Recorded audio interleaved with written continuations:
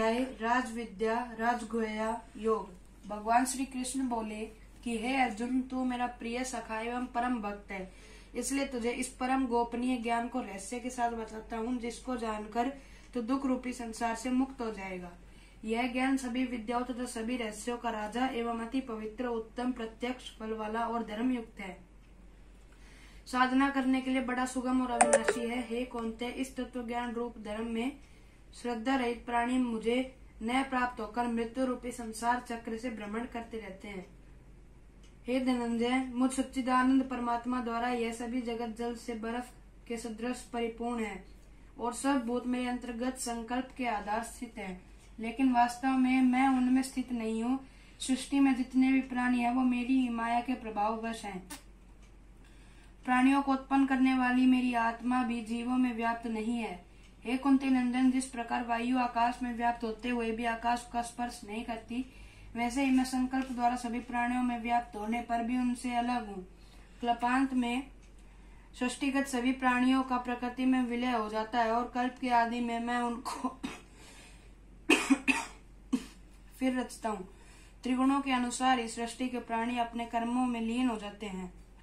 हे धनंजय, इस त्रिगुण में सृष्टि में जो भी प्राणी सत्व गुण वाले होते हैं वे उदासीन रहते हैं। ऐसे प्राणी जीव कर्म तो करते हैं, लेकिन उन कर्म बंधनों में नहीं बंधते।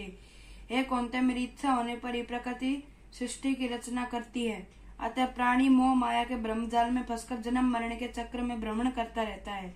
यह सर्वदा सत्य है कि मैं ही सभी प्राणियों का रचनाकर हूँ।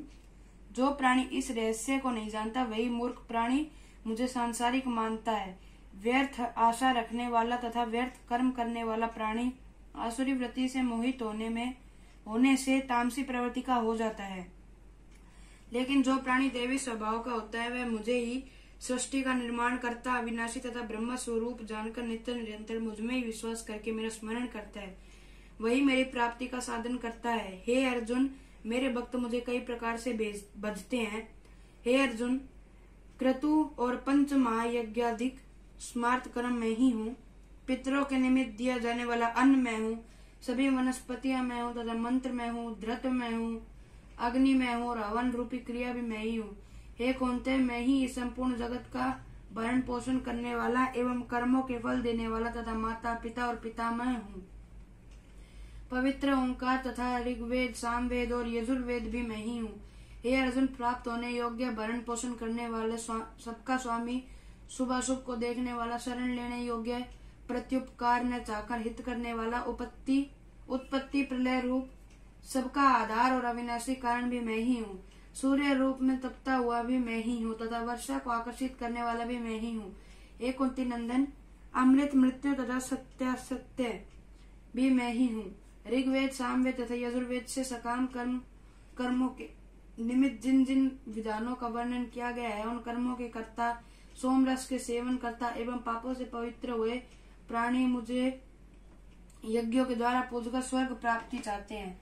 वे प्राणी अपने पुण्य कर्मों के प्रभाववश इंद्रलोक से लेकर स्वर्ग तक के देवतुल्य भोगों को भोगते हैं। जब उनके पुण्य समाप्त हो जाते तब वह पुनः मृत्यु लोक में आ जाते हैं।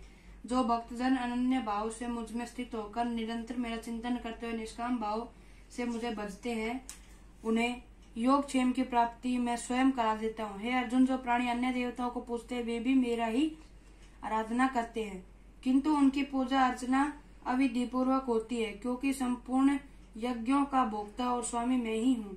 परंतु वह अज्ञानवश मुझ अधियज्ञ स्वरूप परमेश्वर को तत्व से नहीं जानते हैं, इसलिए पुनर्जन्म को प्राप्त होते हैं, लेकिन मेरे भक्तों का पुनर्जन्म नहीं होता। हे अर्जुन, मेरे पूजन में जो भक्त पत्र, पुष्प, फल, जल तथा नैवेद्य इत्यादि मुझे प्रेम और श्रद्धा पूर्वक अर्पण करता है, उस सद्बुद्धि एवं निष्काम प्रेमी भक्त का प्रेम पूर्वक अर्पण किया हुआ वह पत्र पुष्पादि मैं सगुण रूप से प्रकट होकर प्रीति सहित स्वीकार करता हूँ।